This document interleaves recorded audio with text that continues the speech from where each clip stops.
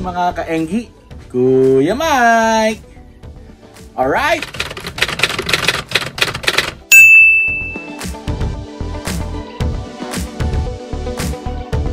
So, luto tayo ulit, no? Tama-tama kahapon ay binigyan tayo ni Boss RR Garcia, no? Ng Phoenix, no? Ayan, may bigyan na tayo nito. Subukan natin, napakasarap daw nito, no? So, tinuruan niya tayo paano lutuin to.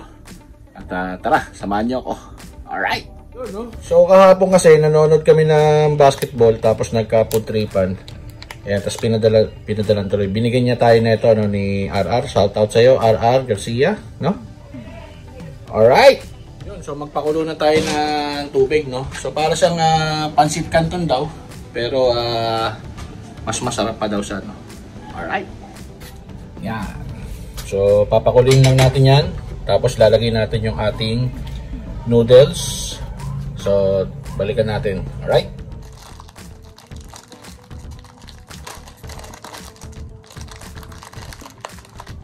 So, actually, meron pa siyang binigay na isa, yung Maggi naman yung brand, no? Na noodles. Pero, curry flavor, no? Ayan, no? So, sabi ko nga, wala nakikita niyan dito, no? So, umuwi kasi si RR galing ng sa Buanga yata, doon niya binili itong mga to, no? Alright. So, bukas na. So, ito yung mga laman niya, no? Ayan, garlic. Sabi niya, pagluto na, tsaka daw ihalo to, no? Tapos yan. So, sabi nga niya pala, no? Masarap daw yung may itlog. So, magpiprito rin tayo ng itlog pan-toppings. Alright. So, ito pala yung Maggi, no? Na curry. No? So, next time, ito naman ang lutuin natin. Tikman natin, no? So, pero ngayon, ang niluluto natin is ito, no? Itong Sedaap. Yan. Alright.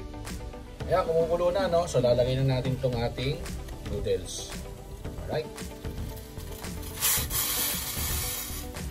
So, lulutuin lang natin yan for about mga 2 to 3 minutes, no? Tapos nyan ay hahanguin na natin yan. Alright. So, habang hindi natin maluto yung noodles, itimplay na natin to, no? Lagay na natin ito sa bowl, no? Para mamaya halo na lang tayo na halo.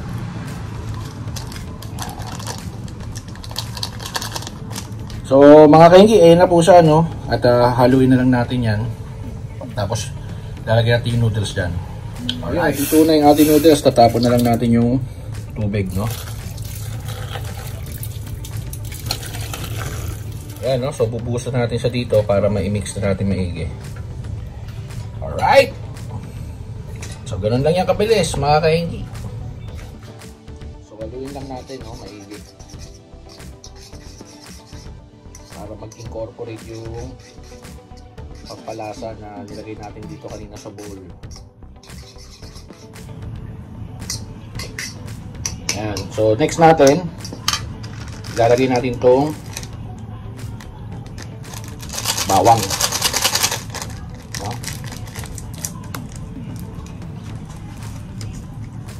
Yan, sana nakikita nyo po.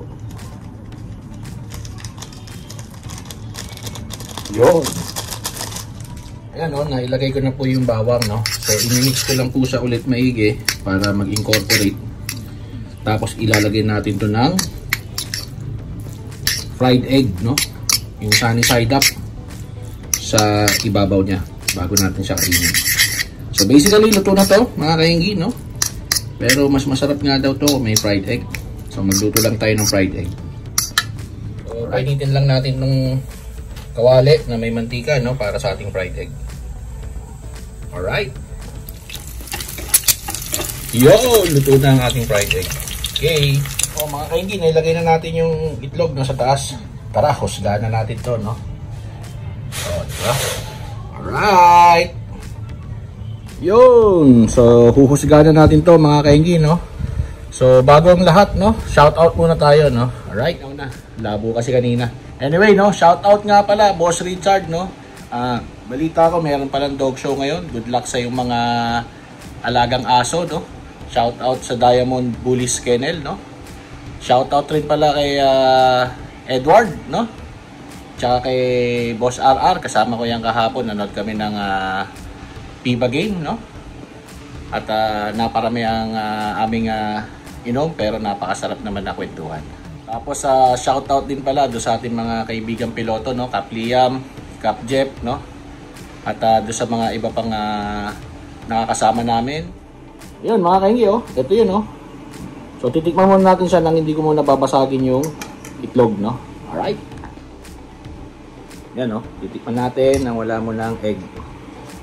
So ito yung Mi Sidaap, no? Na instant noodles na parang pancit canton.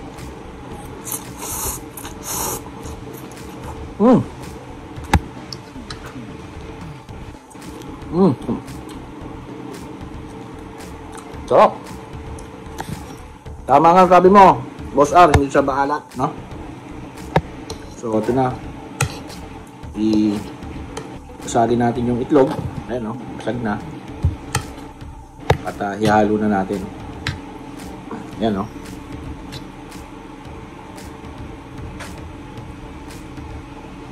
Yun! Alright! Titikman na natin. Ayan, with egg, no?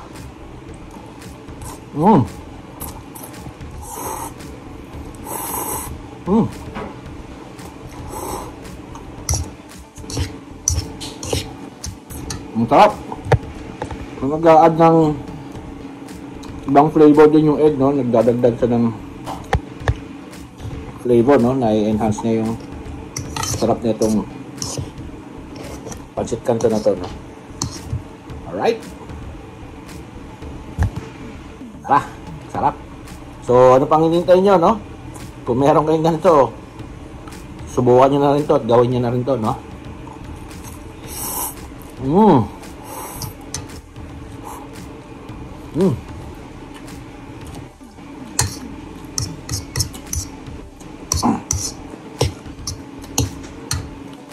Yun mga kainggi, no? So salamat at sinamahan nyo ako sa pagluto ng pancit canton, no? Ni Sidaap ba yun?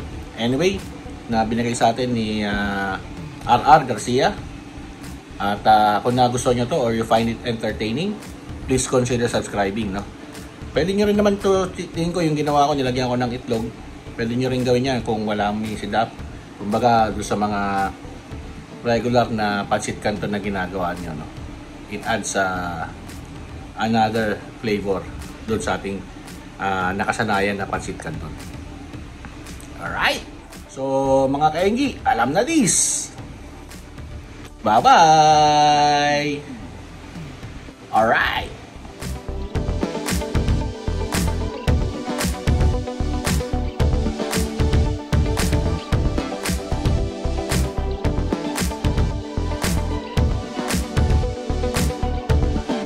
Rapsa!